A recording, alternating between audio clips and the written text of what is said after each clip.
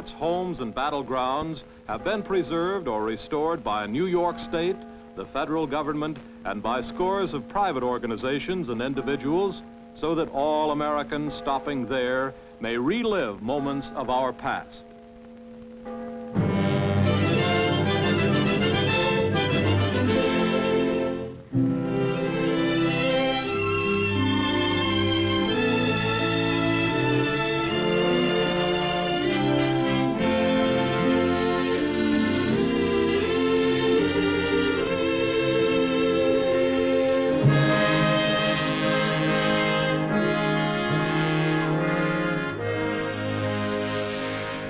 These were the people, the restless people. This was the time, the year 1775. These were the unquiet places. This was the colony of New York, a land of rich farms, and all these under the firm hand of the King of England. In the years before 1775, some thought the hand too firm. We will go to the last extremity with our lives and fortunes to prevent the enforcement of the acts imposing duties on paper and glass.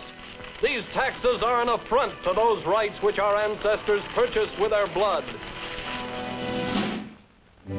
Other men who had fought to keep this land forever England's had strong ties to the British king.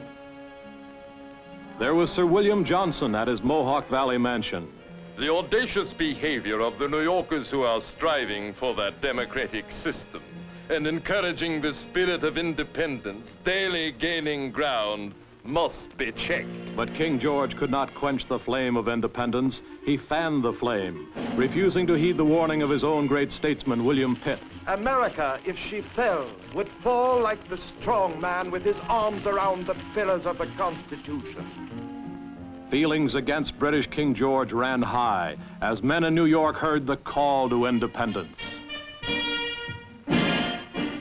From the first skirmish of the Liberty Boys at the Battle of Golden Hill in New York City to Lexington and Concord, the rough and tumble armies grew. And now in 1775, men became suddenly conscious of boundaries, water routes, and fortifications. A great fort in northeastern New York, like a stopper in a bottle, guarded the route from Canada to Albany.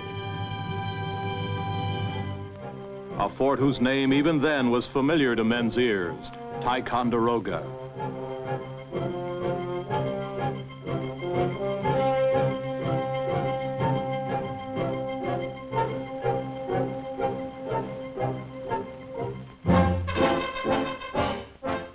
Leaders emerged too.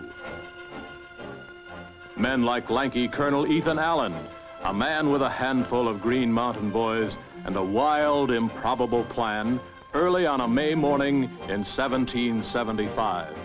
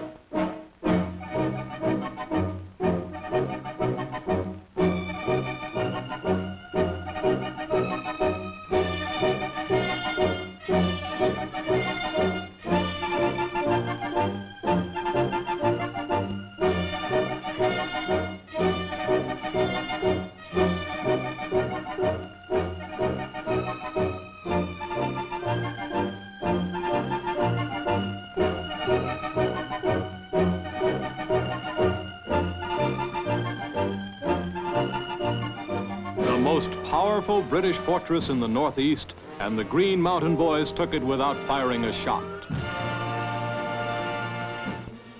The news sped to Philadelphia, where Congress was naming George Washington Commander-in-Chief of the Continental Armies. The fall of ties sent American spirits soaring. And now the slow British lion roused itself with a counterplan. A three-pronged attack could divide New York and stab the heart of the colonies. They who hold New York can hold it all. General Howe, driven out of Boston by Washington, sailed for New York with 10,000 men to carry out his part of the British counter-plan. Many in New York are still loyal to the king. New York will crumble at a touch. Freedom had been hunted round the globe, and now Howe was hunting it from the sea.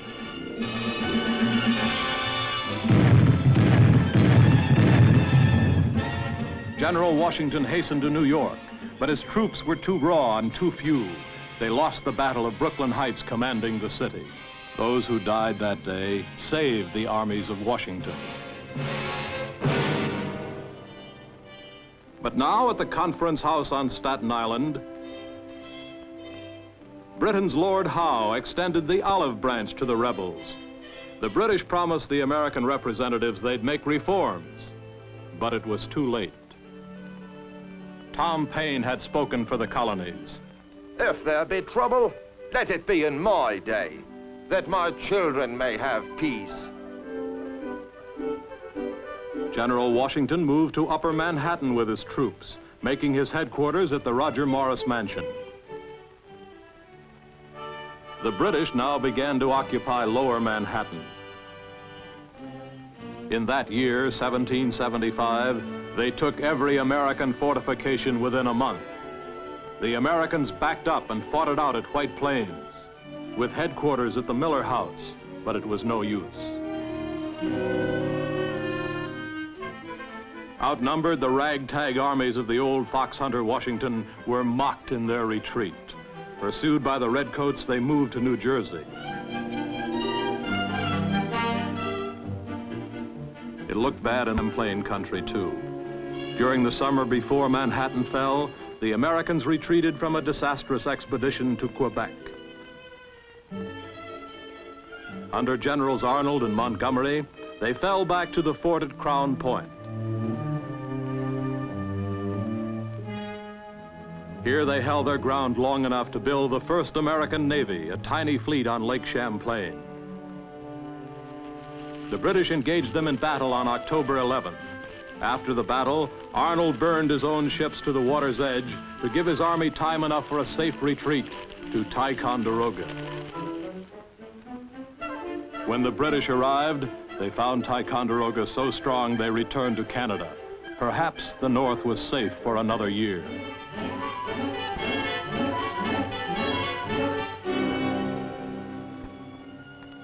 But the next year found the old fort not so impregnable. Word came that gentleman Johnny Burgoyne himself, the man who had planned the three-pronged campaign, would lead a new British invasion from Canada. At Ticonderoga, lack of supplies and disease had crippled the American garrison. Men frequently deserted. They were caught and punished in the dungeon. There were no blankets, no shoes for the men. There was a plague of dysentery. With one bayonet for every 10 men, Ticonderoga had become not a fortress, but a trap.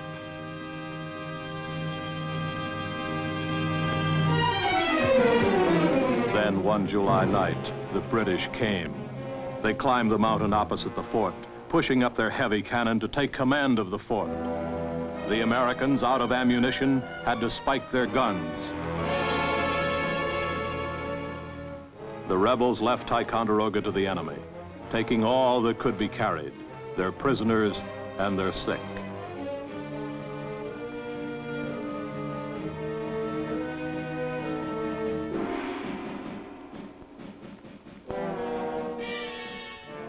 The fall of Ticonderoga caused King George to rejoice. I have beat all the Americans. The word sped to Albany. There, Philip Schuyler, a general not easily frightened, wasted no time. He headed north with one purpose, to make further advance by the redcoats as slow as possible. North he rode to Schuylerville, where his own fields of wheat lay ripening in the sun. In a frenzy of speed, he ordered his men to lay waste the rich land, obstruct, burn, block the roads. Schuyler ordered his own wife, Kitty, to help. Leave nothing for the enemy.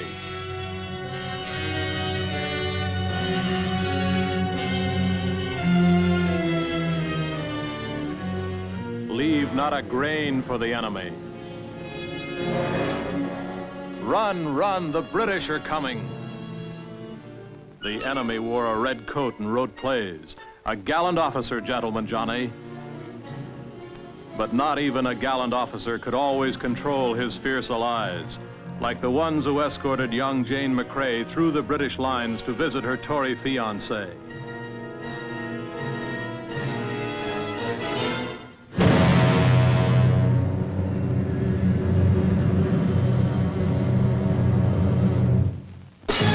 When Jane McCrae was murdered, she gave the New Yorkers a rallying cry, "Remember Jane McCrae."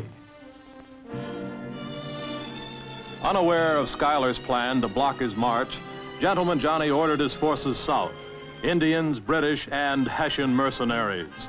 They were confident at first. Burgoyne had said, "The Americans have no men of military science." But Schuyler had made it a jungle. It took Burgoyne's army 20 days to cover 20 miles. By the time Burgoyne reached Fort Edward, the Americans had moved to Stillwater. And then it was August 1777.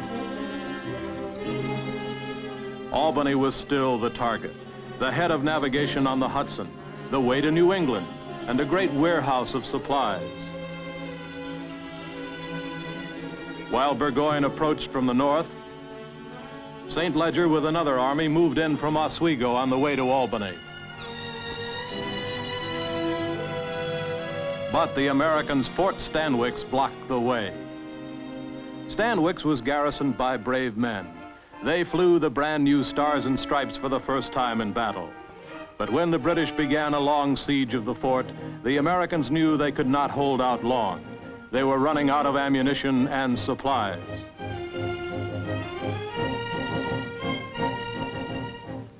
So the militia was ordered out from the Mohawk Valley by Farmer General Nicholas Herkimer to go to the relief of Fort Stanwix. The militiamen, farmers and traders, left their valley houses, an untrained army, but fighting for their soil, their homes, their churches. But the Loyalists, the men moving into the valley, were fighting for their homes too. They had been driven from their broad estates because of their allegiance to the king. In the Mohawk Valley, this meant neighbor against old neighbor, brother against brother. Now, on the march to Stanwix, the militia is ordered to halt. Old Herkimer says to wait for a cannon signal from the besieged fort. No attack yet. Distrust, suspicion, wondering. You can't help but wonder about old Herkimer, his own brother, a Tory.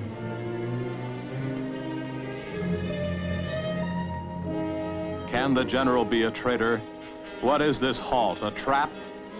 The thoughts become spoken words, the murmuring snarls. Taunts fly at the old general, already touchy. Tory, coward, traitor. What proud man can withstand such words? Old Herkimer is stung into headlong action. He gives the command. All right, you fools. Then march. Go ahead. March, march, march.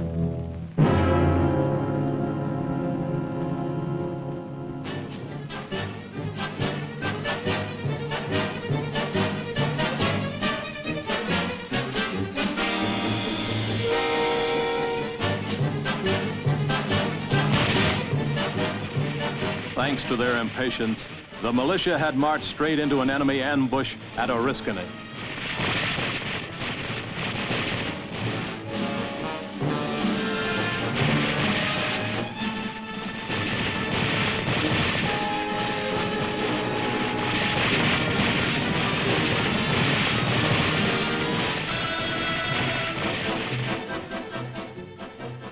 The officers went down first, and old Herkimer, wounded in the leg, continued to direct the defense, although he was slowly bleeding to death.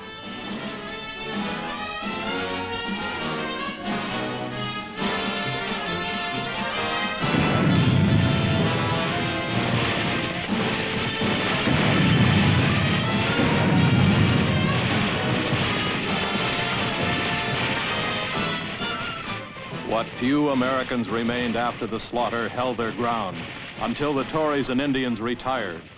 Oriskany was no victory, but it stopped St. Leger's march to Albany. Both British and Americans limped away from Oriskany. Old Herkimer was carried back to his home, where he called his family together for the last time. Forsake me not, O Lord.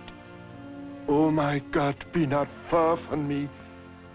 Make haste to help me, O Lord, my salvation.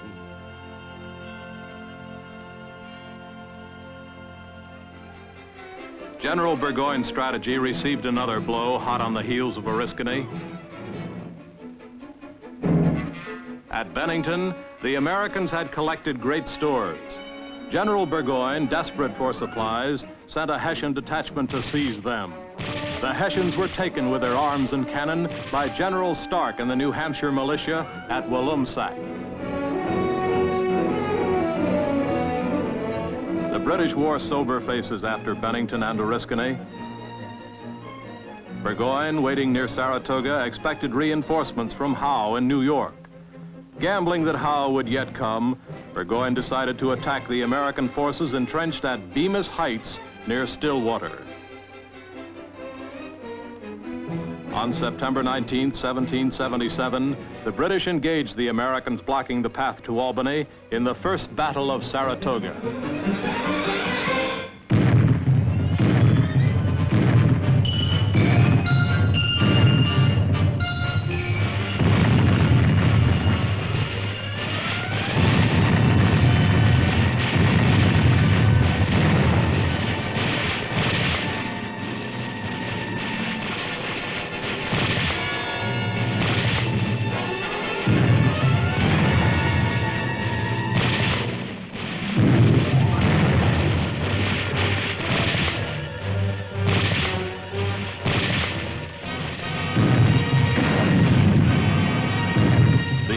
Stood off the enemy that day at Saratoga, but they were forced to withdraw.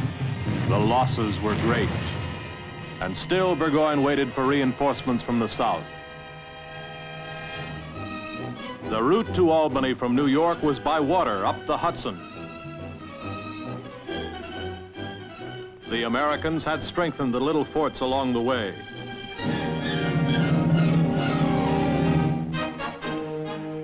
And stretched a chain and log boom across the Hudson to prevent an enemy fleet's passage. But Sir Henry Clinton, moving north with 3,000 men, was determined to break through. In a savage attack, his troops took the undermanned twin forts Clinton and Montgomery.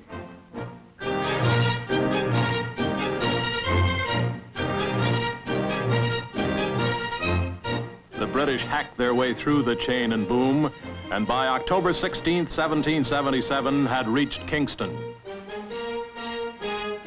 The Loyalists called Kingston a nursery for every villain in the country. In this city, the governor had been inaugurated. And here, the state senate met for the first time in a rebel's home. When the old Dutch city was set to the torch, the legislature fled to nearby villages, meeting at night in attic rooms, hiding, running. With Clinton on the Hudson, Gentleman Johnny still waited for the reinforcements that never were to come. Finally, he could wait no longer. On the morning of October 7th, he started out with a picked force to reconnoiter the unknown American position at Saratoga. At the approach of the British, American General Gates ordered Morgan's crack riflemen out to begin the game. The Second Battle of Saratoga exploded in all its fury.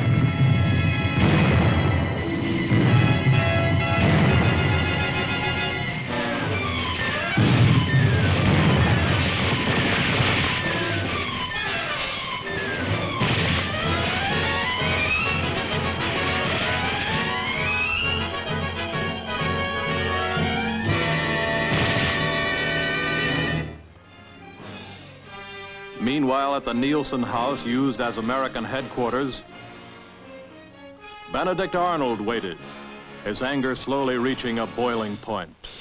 Arnold had been deprived of his command by General Gates after a quarrel over the conduct of the battle on September 19.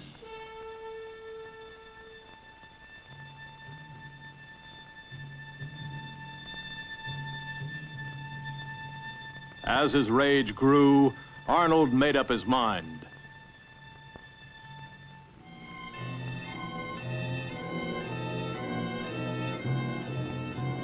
Command or not, he would not be shut in like a schoolboy. He plunged into the battle. Arnold was like a one-man regiment that day. His courage and dash carried him through the battle and over an enemy redoubt. At last he was stopped by a bullet in the leg. By then, the tide had turned in favor of the Americans. One of the reasons was the expert American rifleman like Tim Murphy. It was Murphy's sharpshooting that cut down in the saddle Burgoyne's bravest officer, Sir Simon Fraser. And down with Fraser went the hopes of the Royal Army that day at Saratoga. And so, through the forests of flaming October color, Burgoyne, his red coat riddled with grape shot, ordered a retreat. Too late now for help from General Howe. On October 17, 1777, the British had to lay down their arms. For the first time, the new nation had beaten the enemy in a large general engagement. Heroes were made at Saratoga, the turning point of the Revolution. Heroes like Morgan and Gates, but an empty place for Arnold.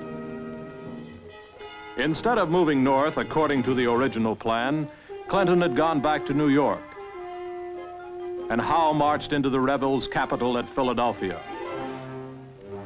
And now, horror began to stalk the frontier while Washington's army shivered at Valley Forge. From British headquarters at Fort Niagara came the order for open warfare on the frontier settlements. Old Fort Niagara was headquarters for what the rebels called the Tory Gang. Here they planned the raids that were to sicken the hearts of the patriots for the next 3 years. This was revenge by the Loyalists, the Johnsons exiled from the Mohawk Valley, and Joseph Brant, leader of the Iroquois.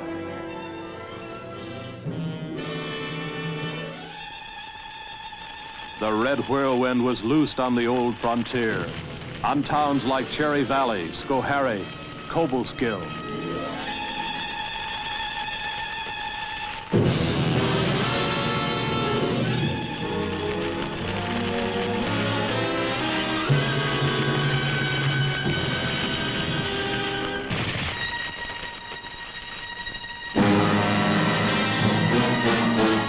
The screams from the New York frontier echoed through the colonies.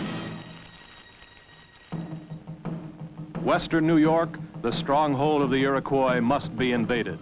The power of the Long House must be destroyed. Washington ordered Generals Sullivan and Clinton to march into the Indian country. With a strong force of seasoned troops, the two generals marched to meet near Tioga. From Niagara, the British sent a strong force of Rangers and Indians. The armies collided at Newtown, a fortified Indian village. Vastly outnumbered, the British were soundly beaten.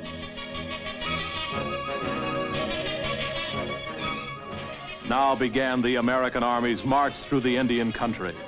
They destroyed villages. They left not a crumb of food for the red man when he should return. They were remembering Cherry Valley, and they were remembering Jane McCrae.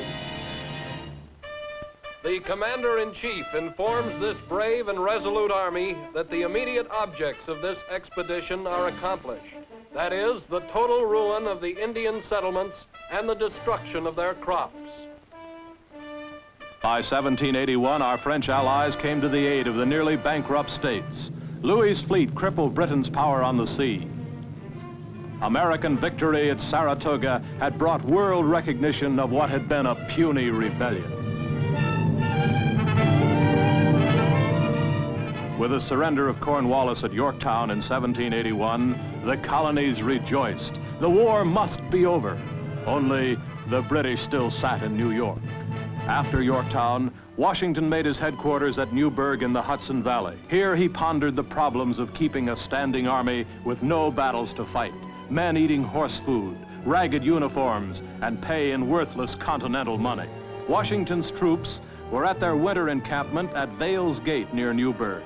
And here, a feeling of revolt was growing, especially among the officers. No pay except in American paper. Congress must be at fault. Civilians were growing fat at the expense of the armies.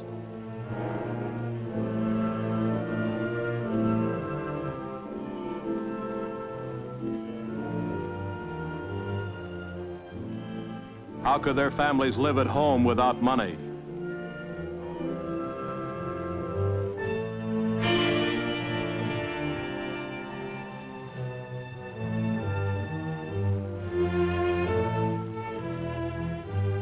After months without pay, the sparks of anger were bursting into flame. When word of what was brewing reached the tired general's ears, he called his officers together.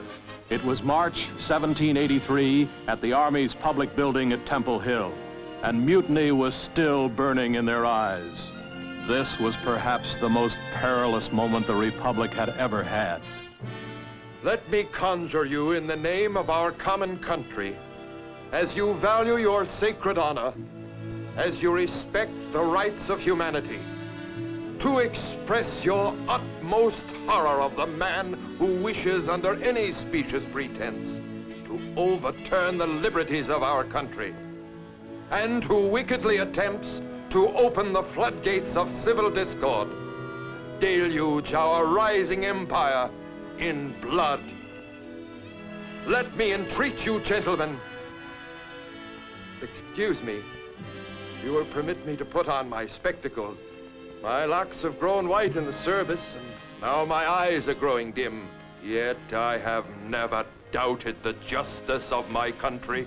Let me entreat you on your part not to take any measures which, in the calm light of reason, will lessen the dignity or sully the glory you have hitherto maintained. The rebellion of the troops at Temple Hill was never born. The words of their beloved commander-in-chief had quenched it. 8 long years since Lexington and Concord, and the peace with England was finally signed. Now came the time for farewells and rejoicing. Now came the time for going home.